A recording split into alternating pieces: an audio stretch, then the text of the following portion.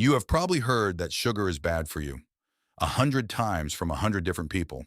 But here's the thing, almost nobody explains what actually happens. Not the headline, not the warning, the actual chain of events inside your body in the minutes and hours after you eat it. Because once you understand that, sugar stops being a mystery and starts making a lot more sense. Let's decode it. The first 15 minutes. The moment sugar enters your mouth, digestion starts immediately. Simple sugars, like those in candy, white bread, or a sugary drink, break down almost instantly. By the time they reach your small intestine, they are already absorbed into your bloodstream. Your blood glucose level starts to rise. This is not dangerous. This is exactly what is supposed to happen. Glucose is your body's primary fuel source. Your brain, your muscles, your organs all run on it. But the speed matters. When glucose floods in fast, from a candy bar or a glass of juice on an empty stomach, the rise is sharp. When it comes from oats, vegetables, or whole grains, it is gradual. Same destination, very different journey. The insulin response.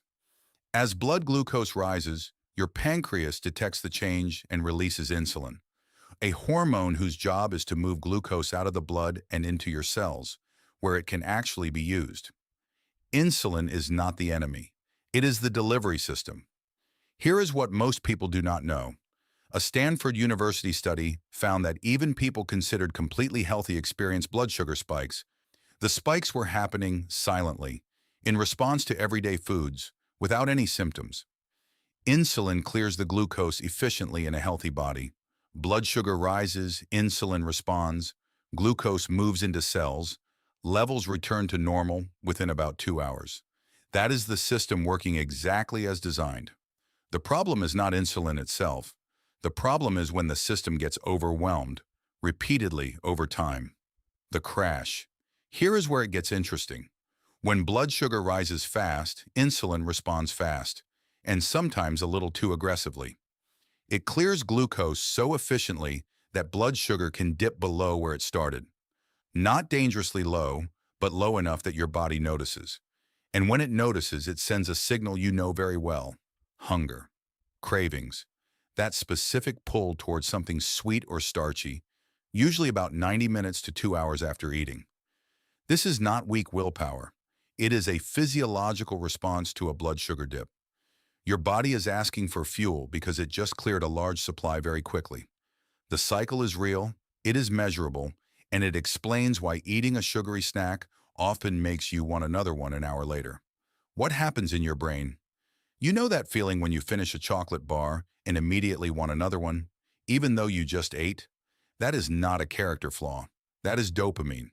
Sugar activates the brain's reward system, the same pathways involved in motivation and pleasure. Your brain evolved to find sweet foods rewarding because for most of human history, sweet meant safe calories. That was useful. The problem is that modern processed sugar delivers that reward signal much faster and more intensely than anything your brain was designed for. It registers the hit, files the experience as something worth repeating, and starts looking for the next opportunity before the first one has even settled. You are not weak. You are running ancient software on a modern problem. The part most people never hear. Here is something that surprises almost everyone. The same food can produce a completely different response inside your body depending on what you eat alongside it. Research from Stanford confirmed that eating fiber or protein before a carbohydrate meal measurably lowers the glucose spike. Not because the sugar disappears, but because digestion slows down and glucose enters the bloodstream more gradually. Same sugar, different context, different response. This is why a bowl of white rice with vegetables and protein behaves differently in your body than the same rice eaten alone. The sugar is identical.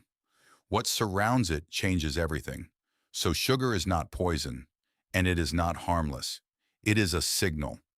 One your body has a sophisticated system for managing. When that system is working well, and the inputs are not overwhelming it constantly, it handles sugar remarkably well. The problems come not from a single piece of cake, but from a pattern. Fast sugar frequently without much else to slow it down. Your body is not failing when it craves more after a sugary snack. It is responding exactly the way it was designed to. for a world that no longer exists. Understanding that does not make the craving disappear, but it does make it a lot easier to not take it personally. If you found this interesting, check out the other videos on this channel. We have already decoded what heat, your skin, your hair, and your eyes are doing to and for your body. Comment below, did the crash explanation surprise you or the brain reward part?